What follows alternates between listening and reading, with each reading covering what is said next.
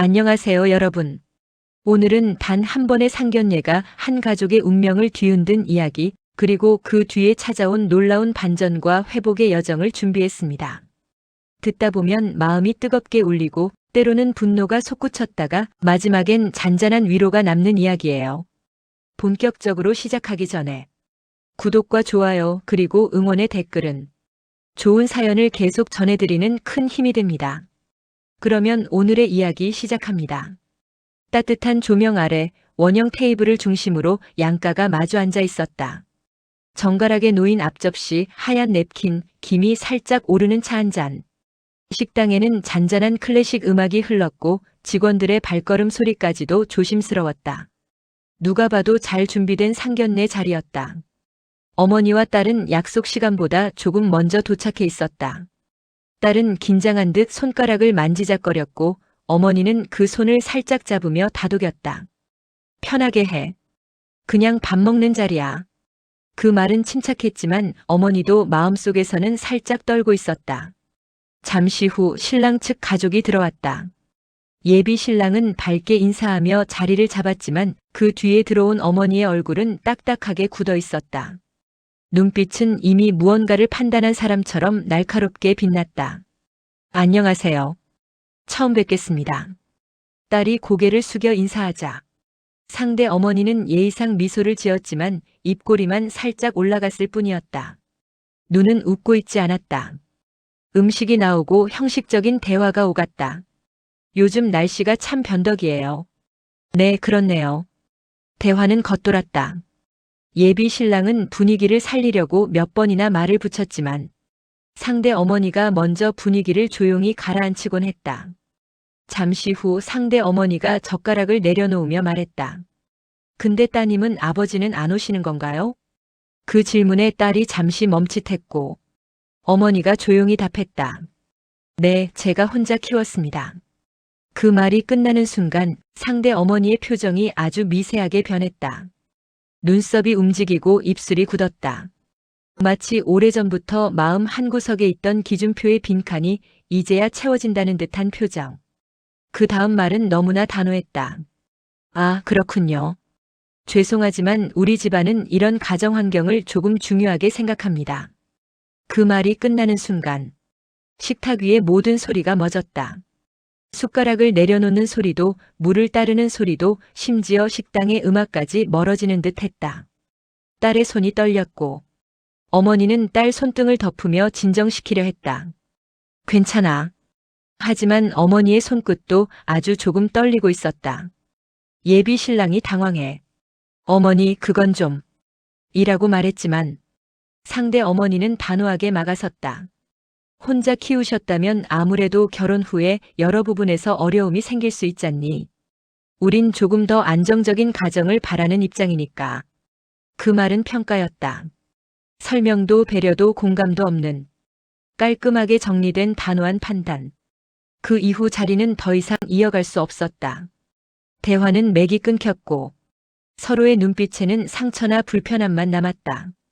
식당 문을 나서며 어머니는 딸의 손을 꼭 잡았다. 하지만 그 손의 온기와는 다르게 두 사람의 마음속에는 한겨울 찬바람이 스며들고 있었다. 차 문이 닫히자마자 바깥의 시끄러운 도시 소음이 한순간에 차단되었다. 마치 작은 캡슐 안에 갇힌 듯한 정적. 딸은 말없이 시트에 몸을 묻었다. 눈가에는 아직도 상견례 자리에서 받은 충격이 그대로 남아있었고 두 손은 꽉 쥔 채 파르르 떨리고 있었다.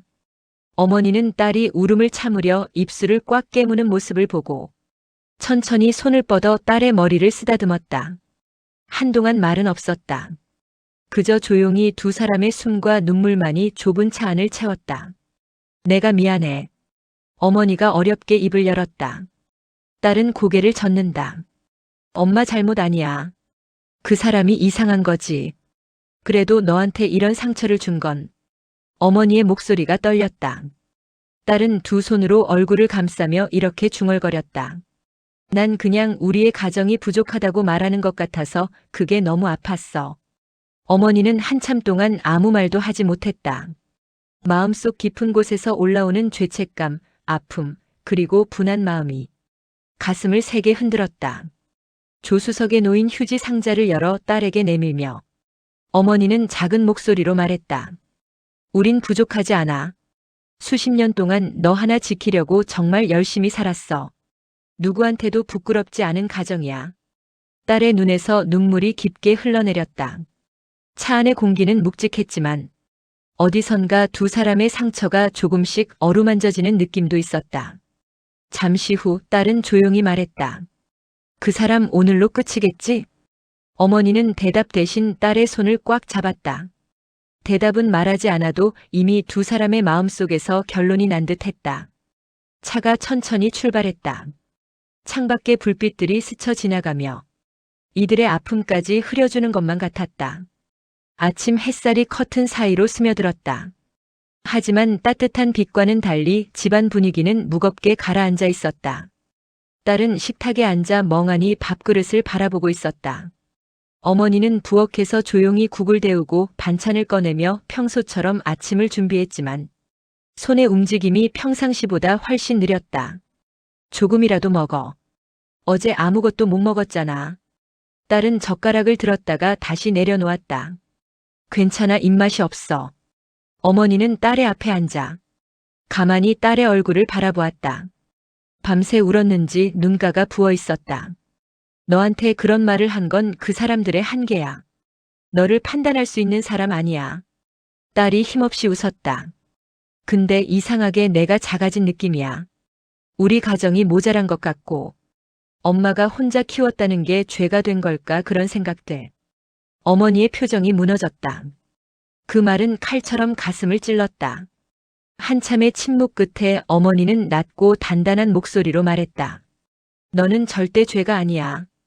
혼자 키운 건 나의 선택이었어.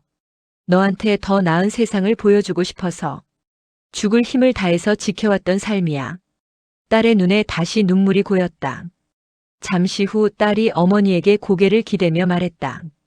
엄마 고마워. 그 순간 어머니는 딸의 등을 천천히 쓸어내렸다. 그 손길 속에는 피할 수 없었던 날들, 잘 버텨온 삶, 그리고 무엇보다 딸을 지켜온 긴 세월의 무게가 고스란히 담겨 있었다. 오전 10시. 어머니는 출근해 책상 위 서류를 정리하고 있었다. 밤새 힘들었지만 업무는 그녀를 기다려주지 않았다. 전화벨이 울렸다.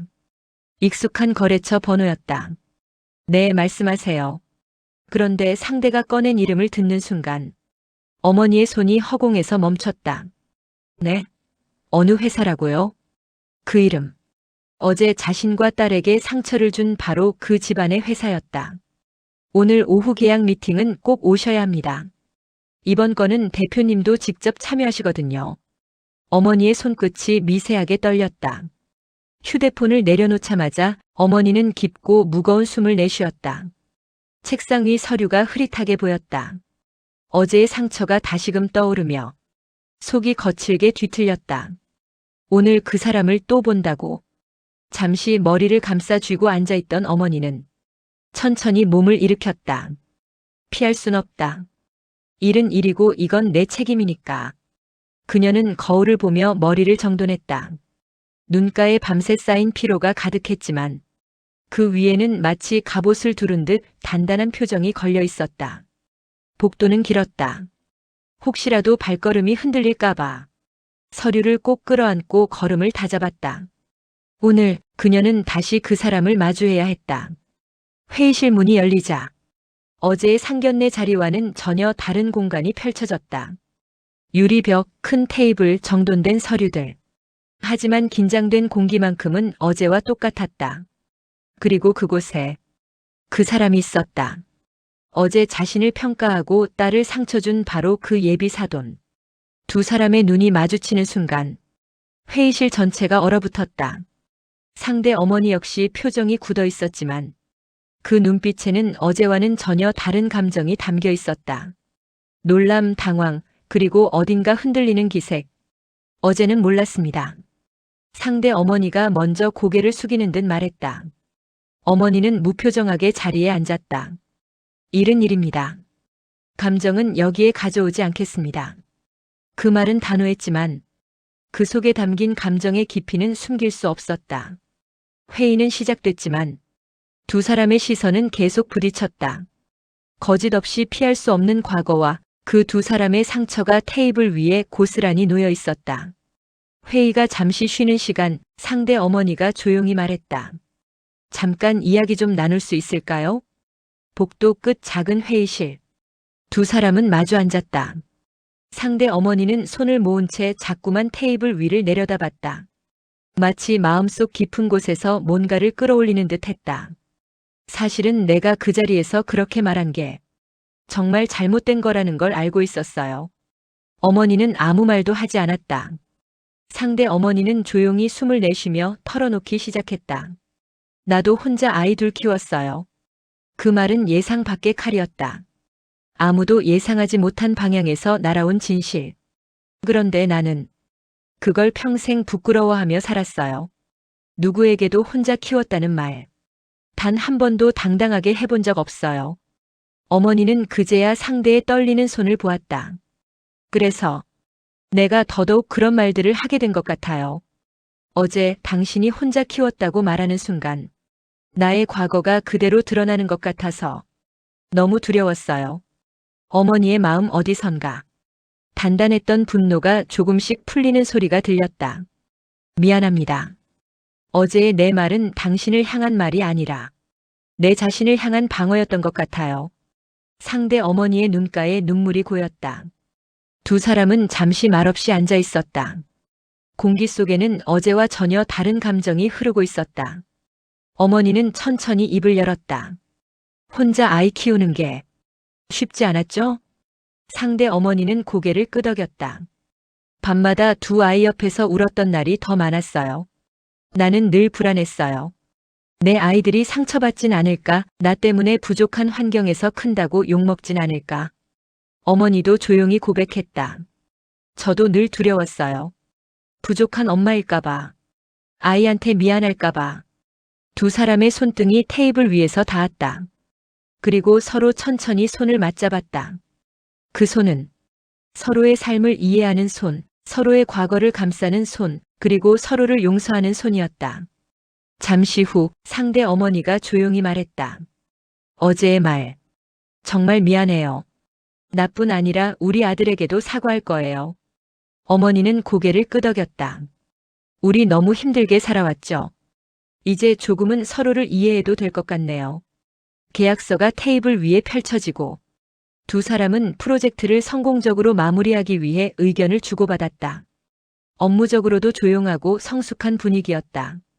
서류 한 장에 도장을 찍는 순간 상대 어머니는 조용히 말했다. 오늘 당신을 보면서 참 많이 배웠어요. 당신처럼 나도 내 아이들에게 부끄럽지 않은 엄마가 되고 싶네요. 어머니는 미소를 지었다. 우린 다 그렇게 살아온 거죠. 어떤 방식으로든 아이 지키려고 버틴 엄마들이니까. 회의실을 나서며 두 사람은 어제의 상처와 오늘의 새 이해가 뒤섞인 묘한 미소를 나눴다. 그리고 어머니가 복도를 걸어 나오며 스스로에게 조용히 말했다. 이제 우리 딸에게도 말해야겠다. 우린 절대 부족한 가정이 아니라고. 우리 삶을 부끄러워할 필요 없다고. 복도 끝에 있는 큰 창으로 부드러운 햇빛이 쏟아져 들어오고 있었다. 어머니의 표정도 그 햇빛처럼 따뜻하고 편안하게 변해갔다. 그렇게 두 여자의 상처가 서로를 비추며 새로운 길이 열렸다. 그리고 그 길은 더 이상 누구의 기준도 아닌 오직 두 사람이 살아온 삶의 결로 이어지고 있었다. 오늘 이야기 어떻게 보셨나요? 사람과 사람의 관계는 겉으로 보이는 모습만으로는 알 수 없습니다. 혼자 키웠다는 사실 뒤에는 수많은 노력, 눈물, 사랑이 담겨 있죠. 때로는 우리가 가장 두려워하는 부분이 다른 사람에게 상처가 되기도 합니다. 하지만 솔직한 사과, 진심 어린 대화는 그 상처를 다시 꿰매는 힘을 가지고 있죠.